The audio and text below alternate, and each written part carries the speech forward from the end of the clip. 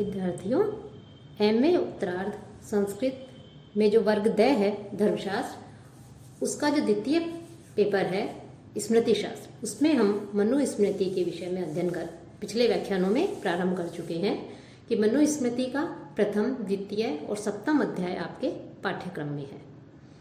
कि मनुस्मृति सबसे अधिक जो है प्रसिद्ध स्मृति मानी जाती है। कि वैसे तो भारतीय हिंदू धर्म के दो मूल आधार बताए गए हैं, श्रुति एवं स्मृति, और दोनों ही परस्पर पूरक एवं एक दूसरे के से संबद्ध है। श्रुति शब्द से वैदिक साहित्य का बोध होता है और स्मृति शब्द से स्मृति साहित्य का। श्रुतिस्तु वेदो विज्ञेयो धर्मशास्त्रम तु वै स्मृति। स्मृति शब्द प्रायः है दो अर्थों में प्रयुक्त है। एक तो वैदिक साहित्य से इतर ग्रंथों के लिए, इनमें पाणिनीय व्याकरण, स्रोत सूत्र, गृह्य सूत्र, धर्मसूत्र आदि आ जाते हैं, और दूसरा संकीर्ण अर्थ में प्रयुक्त होता है। और लोक में स्मृति शब्द धर्मशास्त्र तक ही सीमित जो अर्थ है उसका बोध कराता है। इसीलिए कहा भी गया है धर्मशास्त्रम तु वै स्मृति। और धर्मशास्त्र उस शास्त्र को कहते हैं जिसमें मुख्यतः वर्ण व्यवस्था, आश्रम व्यवस्था, सृष्टि रचना, राजधर्म, सामाजिक व्यवस्थाएं आदि का वर्णन किया जाता है। अब जो स्मृतियां हैं, उन स्मृतियों के रचनाकारों के विषय में, स्मृतिकारों की संख्या के विषय में, स्मृतियों के विषय में मतभेद है, बहुत विवाद है, लेकिन मुख्य रूप से 18 स्मृतियां मानी गई हैं। उन स्मृतियों में मनुस्मृति, याज्ञवल्क्य स्मृति सर्वाधिक प्रसिद्ध है। मनुस्मृति में जो है यह मनु के द्वारा रचित है और मनुष्य मात्र के कल्याण अर्थात हित के लिए ही मनु ने स्मृति के आधार पर जिस ग्रंथ की रचना की, जिस ग्रंथ को लिखा, उसे जो है मनुस्मृति कहा जाता है। मनुस्मृति में समस्त प्रकार की जो देश धर्म है, वर्णाश्रम व्यवस्था है, जातियां हैं, आचार विचार हैं, इन सब का जो है इन्होंने यथास्थान इसमें वर्णन किया गया है। मनुस्मृति को भारतीय दर्शन में प्रमुख स्थान प्राप्त है। मनुस्मृति की विषय वस्तु वैदिक एवं भारतीय दर्शन की विचारधाराओं से ओतप्रोत है और यह भारतीय वाङ्मय का बहुमूल्य ग्रंथ है। इसमें 12 अध्याय हैं। इन 12 अध्यायों में जैसा कि बताया है, प्रथम अध्याय का हम अध्ययन कर चुके हैं। आज हम द्वितीय अध्याय का अध्ययन करेंगे। कि प्रथम अध्याय में भगवान मनु ने सांख्य मत के अनुसार आत्म रूप से स्थित जो ब्रह्म है, उस ब्रह्म से विश्व सृष्टि का विवरण दिया गया है। सर्वप्रथम प्रथम अध्याय में विराट की उत्पत्ति, विराट से मनु, मनु से 10 ऋषि और पुनः अवान्तर सृष्टि का वर्णन है। और इसी अध्याय में चारों युग, विभिन्न युग धर्म, उनके उद्देश्य, वर्णों के अधिकार, कर्तव्य, मनुस्मृति की स्तुति, आचार आदि का भी जो है इसमें प्रतिपादन किया गया है। अब जो द्वितीय अध्याय है, उस द्वितीय अध्याय में धर्म की परिभाषा बताई गई है कि धर्म का क्या लक्षण है, स्वरूप, धर्म का क्षेत्र, इस शास्त्र के अधिकारी कौन हो सकते हैं, उनका निर्णय, ब्रह्मवर्त, ब्रह्मर्षि देश, मध्य देश, आर्यावर्त की सीमाएं, संस्कारों की आवश्यकता, उन ना जात कर्म, नामधेय, चूड़ाकर्म, उपनयन आदि जो संस्कार हैं, उनका वर्णन इसमें किया गया है।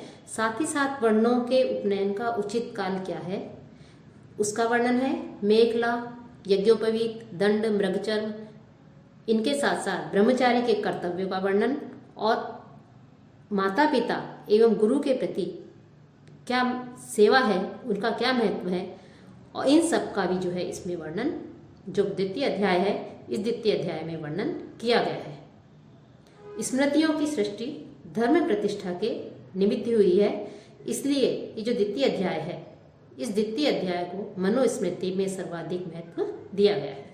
अब इसका जो प्रथम श्लोक है, उस प्रथम श्लोक में धर्म के सामान्य स्वरूप का जो है वर्णन हमें देखने को मिलता है कि धर्म क्या है। तो कह रहे हैं कि जो धर्म है, उस सामान्य धर्म का लक्षण देते हुए कहते हैं, विद्वद्भिः सेवितः सद्भिः नित्यम अद्वेष रागिभिः हृदयेन अभ्यनुज्ञातो यो धर्म है तम निबोधत। कि सद्भिः की जो सज्जन है, और अद्वेष रागिभिः की राग और द्वेष से रहित, द्वेषश्च रागश्च द्वेषरागौ न विद्यते द्वेषरागौ येषु ते अद्वेष रागिणः ते।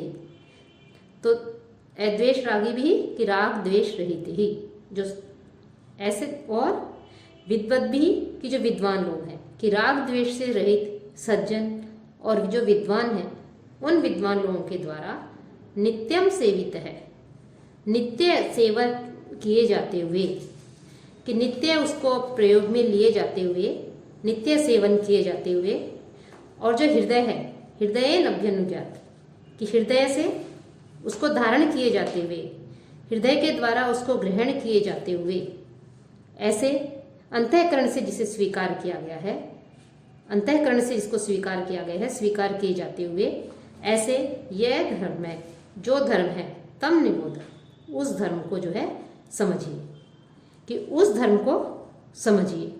किस श्लोक में जो आचार्य मनु है, महर्षि मनु ने धर्म जो है उसके सामान्य लक्षण को बताते हुए, धर्म का सामान्य लक्षण प्रस्तुत करते हुए कह रहे हैं कि भारतवर्ष मुख्य रूप से धर्म प्रधान देश रहा है और धर्म को मानव जीवन का अनिवार्य तत्व माना है।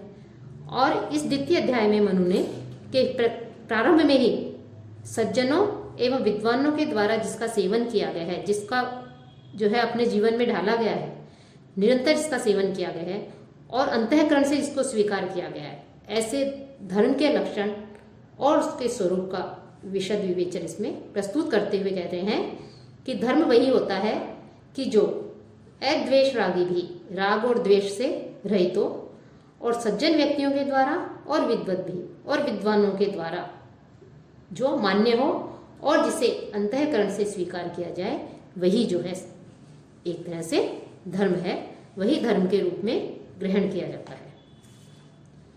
द्वितीय श्लोक में कहते हैं कामात्मता न प्रशस्ता न चैव इह अस्ति अकामता काम्यो ही वेदाधिगम है कर्म योग वैदिक है।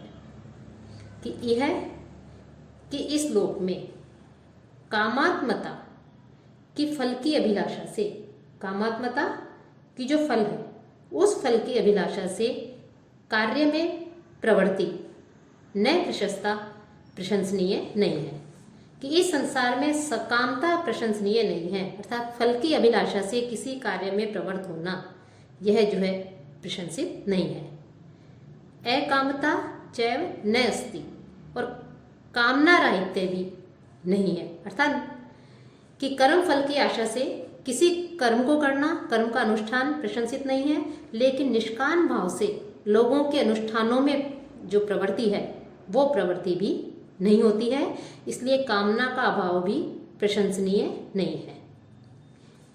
क्योंकि वेदाधिगम है, कि वेद जो है, वेदों का ज्ञान वैदिक है और वेद सम्मत कर्म योग है, जो कर्म जो है उन कर्मों में प्रवृत्ति ही काम में है, सकाम होती है, कि वेद ज्ञान और वेद विहित कर्मानुष्ठान में फल की अभिलाषा से ही प्रवृत्त हुआ जा सकता है। कि इस संसार में महर्षि मनु जो हैं वो यहाँ कह रहे हैं कि ये जो संसार है, इस संसार में फल की अभिलाषा से जो कर्म किए जाते हैं उन कर्मों में प्रवृत्ति उचित नहीं है, लेकिन बिना फल की अभिलाषा के भी कर्मों में प्रवृत्ति इसमें उचित नहीं बताई गई है। तो वैदिक जो कर्मानुष्ठान है उन कर्मानुष्ठानों में की अभिलाषा से प्रवृत्त होना चाहिए। कैसे? वेद ज्ञान, कि जो वेद ज्ञान है और वेद विहित जो कर्मानुष्ठान है उन कर्मानुष्ठानों में फल की अभिलाषा से ही प्रवृत्त होना चाहिए। कि कितना इस जो श्लोक है, इस श्लोक में बताया है कि सकाम जो है वो अर्थात फल की अभिलाषा से कर्मों में प्रवृत्ति उचित नहीं मानी गई, लेकिन बिना फल की अभिलाषा के भी कर्मों में प्रवृत्ति नहीं होती है। इसलिए कर्मों में यदि प्रवृत्ति है तो वैदिक जो कर्मानुष्ठान है उनमें प्रवृत्त होना चाहिए, और वेदों में जिसे सम्मत माना गया है ऐसे कर्मों के प्रति जो है सम्मत जो है उन कर्मों का अनुष्ठान करना चाहिए। उन कर्मानुष्ठानों में फल की अभिलाषा से प्रवृत्त हुआ जा सकता है, फल की अभिलाषा से उन्हें कर सकते हैं। कि संकल्प मूलः कामो वै यज्ञः संकल्प संभवः व्रतानि यम धर्मः च सर्वे संकल्पजः स्मृतः। अब कह रहे कि सभी जो धर्म है सभी जो कर्म है वो संकल्प से ही उत्पन्न है, कि सभी संकल्प से ही उत्पन्न होते हैं। संकल्प के बिना किसी भी कोई, चाहे वो धर्म हो या कर्म हो, उसमें प्रवृत्ति नहीं होती है। यहाँ जो संकल्प है उस संकल्प का तात्पर्य जो है वो इच्छा व कामना नहीं है, अपितु यहाँ जो संकल्प है उस संकल्प का तात्पर्य यहाँ मानसिक निर्णय, कि काम है कि कर्म फल की जो अभिलाषा है, कर्म फल की जो इच्छा है वो संकल्प मूल है, संकल्प से उत्पन्न होती है। कि मन में किसी चीज को प्राप्त करने की इच्छा रखते हैं, संकल्प करते हैं, मानसिक विचार उत्पन्न होते हैं, तो वो कर्म फल की अभिलाषा संकल्प से उत्पन्न होती है। यज्ञ और जो यज्ञादि अनुष्ठान है वो यज्ञादि अनुष्ठान भी संकल्प संभवा, कि यज्ञ व्रत और सभी यम धर्मों की उत्पत्ति जो है वो भी संकल्प से होती है। तो यज्ञ जो यज्ञ है वो भी संकल्प से उत्पन्न है, व्रतानि जो भी व्रत आदि हैं वो भी संकल्प से उत्पन्न है, और सभी जो यम आदि जो धर्म है उन धर्मों की उत्पत्ति भी संकल्प से ही हुई है। स्मृतः यह प्रसिद्ध है, अर्थात स्मृतियों में इस प्रकार से वर्णन किया गया है कि इच्छा काम जो है कर्म फल, अर्थात कर्म फल की अभिलाषा वो किससे उत्पन्न होती है, उसका मूल संकल्प होता है। यज्ञ भी संकल्प से ही होते हैं। नियम यम अर्थात अहिंसा, सत्य, अस्तेय, ब्रह्मचर्य, अपरिग्रह, ये सभी जो यम है ये सभी जो हैं और जो धर्म आदि हैं वो सब भी संकल्प से ही उत्पन्न कहे गए हैं। ये सभी संकल्प से उत्पन्न होते हैं, ऐसा इसमें प्रसिद्ध है। कि यम कि योग दर्शन के आदि आचार्य जो पतंजलि हुए हैं उन्होंने अहिंसा, सत्य, अस्तेय, ब्रह्मचर्य, अपरिग्रह इनको यम कहा है। लेकिन जो स्मृतियां हैं उनमें कुछ स्मृतियों ने ब्रह्मचर्य, दया, शांति, ध्यान, सत्य, खलता, अहिंसा, अस्तेय, माधुर्य और दमन, इन तत्वों को जो है यम कहा गया है। और जो व्रत है उसमें चांद्रायण आदि व्रतों का समावेश हो जाता है, ये इसके अंतर्गत आते हैं। तो जो भी व्रत है, जो भी यज्ञ हैं, जो भी धर्म है, वो सब कुछ जो है किससे उत्पन्न बताए गए हैं, वो सब संकल्प से तथा मानसिक विचार से, मानसिक कामना से ही जो है ये सब उत्पन्न होते हैं। अब आगे कहते हैं, अकामस्य क्रिया काचित दृश्यते न इह करहिचित यद भी कुरुते किंचित तत्तत् कामस्य चेष्टितम। कि इस संसार में कहते प्रत्येक क्रिया जो है, उस कोई भी जो क्रिया होती है, जो कोई भी जो कार्य होता है वो जो है कामना से ही होता है। कि बिना कामना के, बिना इच्छा से रहित कोई भी क्रिया नहीं देखी जाती है। सारी क्रियाएं जो है किसी न किसी कामना से होती है। तथा निष्काम भाव से कोई भी कर्म नहीं होता, चाहे छोटा हो या बड़ा, कोई भी कार्य हो वो सब किसी न किसी फल की अभिलाषा से किया जाता है। कि यह कि इस संसार में करहिचित, इस लोक में, इस संसार में कभी भी अकामस्य, कामना से रहित जो व्यक्ति है उस व्यक्ति की काचित क्रिया, कोई भी क्रिया, कोई भी व्यापार, कोई भी कार्य न दृश्यते, नहीं दिखाई देता। कि इस संसार में कोई भी कार्य हो वो फल की अभिलाषा के बिना दिखाई नहीं देता है ही, क्योंकि यत यत किंचित कुरुते, इसलिए जो जो कुछ भी वह करता है तत्तत् वह सब कामस्य चेष्टितम, कामना युक्त जो व्यक्ति है उस व्यक्ति का ही काम है। कामना युक्त अर्थात फल की अभिलाषा से युक्त। कि जो संसार है, इस संसार में चाहे कोई भी कार्य हो, कोई भी क्रिया हो, वो बिना किसी कामना के नहीं देखी जाती। निष्काम भावना से कोई भी कर्म नहीं होता। उन सब प्रत्येक कार्य के लिए किसी न किसी फल की अभिलाषा मन में रहती ही है। इसलिए जो कामना है, जो इच्छा है, जो अभिलाषा है, उसका त्याग नहीं किया जा सकता। अपितु कामना तो जो है एक तरह से कह सकते हैं कि कर्म का आधार है। कि ये सब सकाम व्यक्ति का ही, कामस्य चेष्टितम, कि सकाम व्यक्ति का ही कार्य है।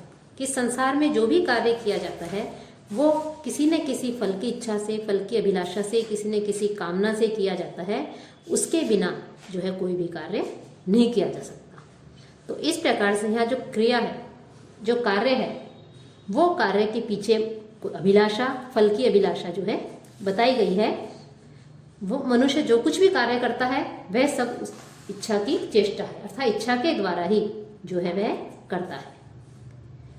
फिर आगे कहते हैं कि तेषु सम्यक वर्तमानो गच्छति अमरलोकताम यथा संकल्पितान च इह सर्वान कामान समश्नुते।